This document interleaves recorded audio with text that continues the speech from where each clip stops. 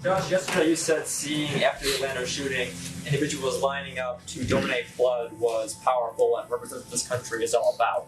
But under the Obama administration policy, gay and bisexual men are prohibited from donating blood unless they've been celibate for a year. Chris, as you know, this is a decision that was made by the FDA, and it was made consistent with the advice that our scientists have offered about the best way to ensure the safety of the blood supply. I think the ban has a history that becomes hard to discard.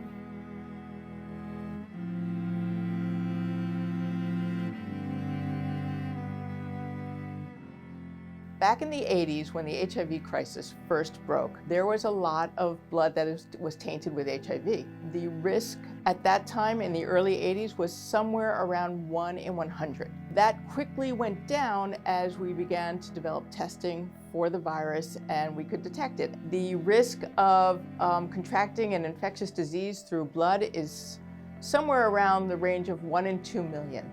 For most of the big three, we say, HIV, hepatitis B, and hepatitis C.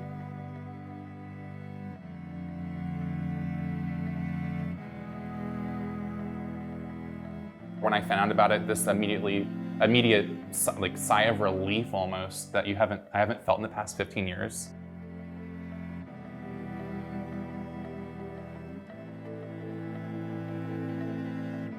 As we have learned more and more about HIV, as we have learned more and more about diagnostics to detect HIV, the science of blood donor screening hasn't kept up. Every time you go in to donate blood, you fill out a questionnaire. I would see that question on there. And I wasn't really coming to full terms with myself yet, but I knew there was a possibility that could happen. Immediately, it's called self-disqualification.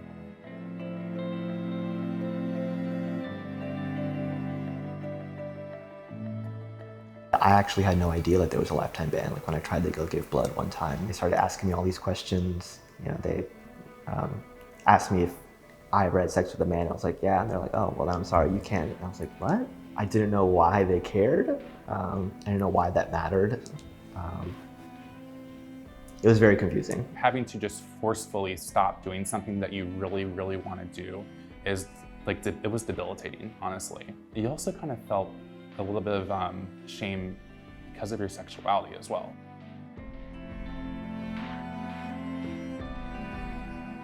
It would be easier for you to get struck with lightning than to contract AIDS through a blood transfusion.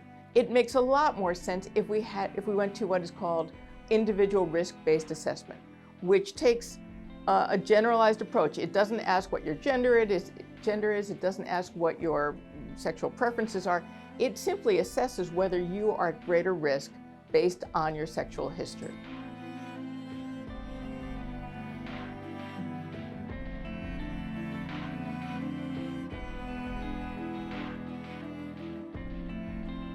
The FDA is all about the safest blood possible. They need to study this question extensively before they will change their policy.